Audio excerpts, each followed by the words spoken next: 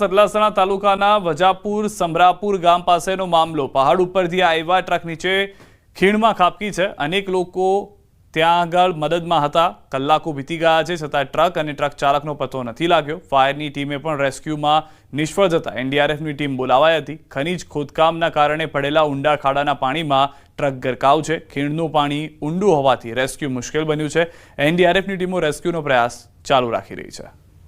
માણાવદરમાં વ્યાજખોરો બેફામ છે। વ્યક્તિનું અપહરણ કરી મરાયો છે ઢોરમાર। પોરબંદરના ગરેજ ગામના શખ્સનું નાનડિયા ગામથી અપહરણ થયું છે। વ્યાજના પૈસા ચૂકવી દીધા હોવા છતાં કરતા હતા પઠાણી ઉઘરાણી। વધુ પૈસા આપવાની ના પાડતા કર્યું અપહરણ। માર મારી કુલ 1.5 લાખ રૂપિયા પડાવી લેવાયા। ઘટનાના સીસીટીવી આવ્યા છે સામે। સીસીટીવીમાં શખ્સને માર મારતા દેખાયા છે વ્યાજખોરો। 5 શખ્સો સામે નોંધાઈ છે પોલીસ ફરિયાદ। અને મારે પૈસાની લેતી જૂની બાબતના 3 વર્ષ પહેલા વ્યાજના પૈસાની લેતી દેતીના મામલે આ વિનુવારે મારે 2-3 વખત ચર્ચા થયેલી।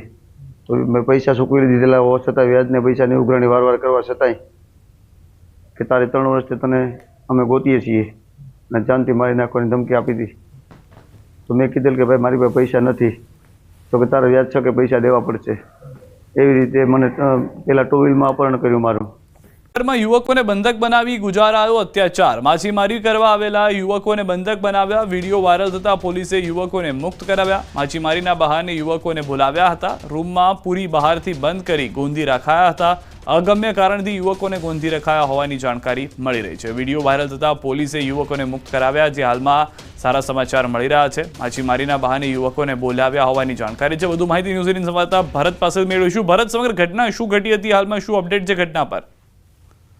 વલસાડના દરિયા કિનારે આવેલા ડુંગરી ગામની અંદર એક રૂમની અંદર 4 યુવકોને બંધક બનાવ્યા હોવાનો એક વિડીયો વાયરલ થયો હતો। યુવકોએ પોતાને અહીંયા આગળ બંધક બનાવી અને બળજબરીપૂર્વક અત્યાચાર ગુજારવામાં આવતો હોવાના પણ આક્ષેપો કર્યા હતા। આ અંગે સેલવાસના એક સામાજિક કાર્યકરને આ વિડીયો ધ્યાને આવતા જ તેને સેલવાસ પોલીસને જાણ કરી હતી। આથી સેલવાસ પોલીસે વલસાડની ડુંગરી પોલીસના સહયોગથી ડુંગરી ગામમાંથી આ જગ્યા પર જઈ અને 4 યુવકોને મુક્ત કરાવ્યા છે અને તેમની પૂછપરછ હાથ ધરવામાં આવી છે। જોકે હજુ સુધી છે આ મામલે કોઈ પોલીસ ફરિયાદ દાખલ થઈ નથી, પરંતુ જે યુવકોના આક્ષેપ થઈ રહ્યા છે એ મુજબ યુવકો દ્વારા આક્ષેપ થઈ રહ્યા મુજબ તેઓને અહીંયા આગળ માછીમારી કરવાના બહાને લાવવામાં આવ્યા હતા અને ત્યારબાદ તેમને આ રૂમમાં પૂરી દેવામાં આવ્યા હોવાનું અને એમના ઉપર અત્યાચાર ગુજારવામાં આવતો હોવાના આક્ષેપો છે। જોકે સત્ય જાણવા માટે પોલીસે હવે આ મામલે યુવકોની પણ છે પૂછપરછ હાથ ધરી છે। સિદ્ધાર્થ, આભાર સમગ્ર માહિતી બદલ। તો હાલમાં યુવકોની પૂછપરછ કરવામાં આવી રહી છે। રમવા બેસે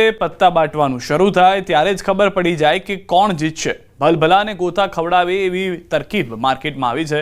જુગાર રમાડીને કમાણી કરવાની આ ખતરનાક ટેકનોલોજીનો રાજકોટમાં પર્દાફાશ થયો છે। હાલ 7મ 8મ પર સૌરાષ્ટ્રમાં ઠેર ઠેર જુગારનો ખેલ ચાલતો હોય છે, ત્યારે ભેજાબાજો દ્વારા માર્કેટમાં તદ્દન નવું જ નજરાણું રજૂ કરાયું છે। પત્તાની રમતના આ ખેલ માટે પત્તાના બોક્સની સાથે એક મોબાઈલ ફોન હોય છે, ઉપરાંત ખાસ કોન્ટેક્ટ લેન્સ, ખાસ કેમિકલ તથા બ્લૂટૂથ ડિવાઇસ હોય છે, જેને કાનમાં લગાવવાથી બાજી કોણ જીતશે તેની આગાહી સંભળાઈ શકે છે। સાથે જ એક રિમોટ હોય છે। જેટલા ખેલાડીઓ રમતા હોય એટલા નંબરનું બટન દબાવીને ગેમ શરૂ કરવામાં આવે છે અને પછી ભવિષ્યવાણી શરૂ થઈ જાય છે। રાજકોટ શહેરના નામાંકિત હોટલમાં પીસીવીએ દરોડા પાડીને રૂમ નંબર 324માંથી જુગારધામ પકડી પાડ્યું છે। વિકાસ અગ્રવાલ, રાજેશ ડાંગર, અશ્વિન સોનારા, રવિ રાજાણી તેમજ અજય મીઠિયા સહિતના વ્યક્તિઓ વિરુદ્ધ બી ડિવિઝન પોલીસ સ્ટેશનમાં ફરિયાદ નોંધાઈ છે। જ્યારે પોલીસે સમગ્ર હકીકત જાણી ત્યારે ચક્કર ખાઈ ગઈ, કારણ કે છેતરપિંડી માટે બનાવાયેલી આ કીટમાં જુગાર રમાડનારને પહેલેથી જ પોતે જીતશે કે હારશે એ ખબર પડી જાય છે। નવાઈની વાત એ છે કે સોશિયલ મીડિયા પર છેલ્લા 5 વર્ષથી આ પ્રકારના ડિવાઇસના પ્રચારનો વિડીયો અપલોડ થયેલો છે। પોલીસે 4260 નંગ અલગ અલગ કંપનીના ગંજી પત્તાના પાના તેમજ 75 નંગ આંખમાં પહેરવાના કોન્ટેક્ટ લેન્સ અને 4 જેટલા સેન્સરયુક્ત એન્ડ્રોઇડ મોબાઈલ ફોન કબજે કર્યા છે।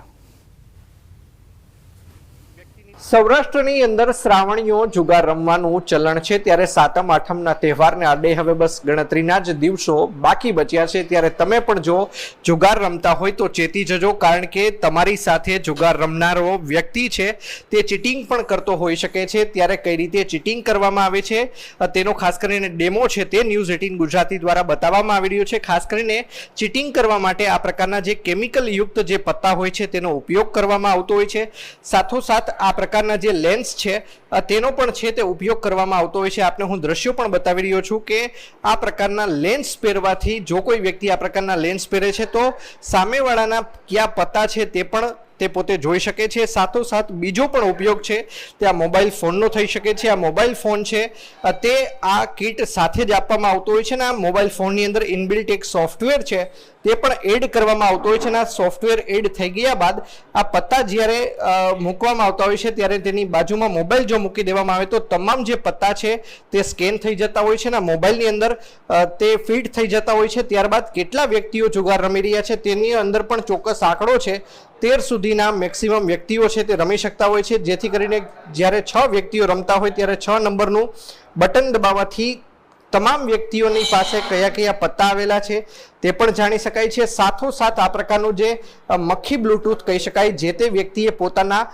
કાનના ભાગે આ રીતે પહેરવાનું હોય છે અને જ્યારે કોઈ વ્યક્તિ પોતાના કાનના ભાગે આ પ્રકારે મક્ખી બ્લૂટૂથ છે તે પહેરે છે ત્યારે કાનની અંદર જ એક સેન્સર છે તે જણાવી દેતું હોય છે કે તમારું ક્યારે ભારે પત્તું છે, ક્યારે તમારે ચાલ ચાલવાની છે, ક્યારે ચાલ નથી ચાલવાની, ક્યારે શ્યોર શોટ છે.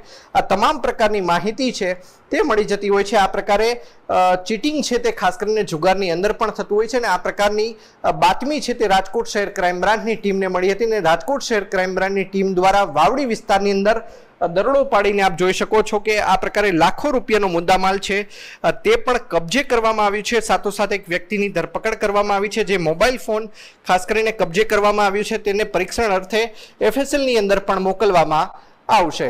ખેડૂતોના હિતમાં હાઈકોર્ટનો ચુકાદો 2017-18માં થયેલા પાક નુકસાનના વળતર મુદ્દે ચુકાદો 15,000 ખેડૂતોને મળશે પાક વીમાની રકમ.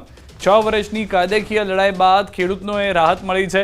SBI ઇન્સ્યોરન્સ કંપનીને હાઈકોર્ટનો આદેશ છે. ખેડૂતોને વળતર ચૂકવવા કર્યો છે હુકમ. 8% વ્યાજ સાથે 7 કરોડથી વધુ રકમ ચૂકવવી પડશે. ઇન્સ્યોરન્સ કંપનીના વાંધા હાઈકોર્ટે ના સ્વીકાર કર્યા. કંપની સરકાર જોડે કાયદાકીય લડત લડી શકે છે. ખેડૂતોનું તો વળતર ચૂકવવું જ પડશે તેવું હાઈકોર્ટે કહ્યું છે.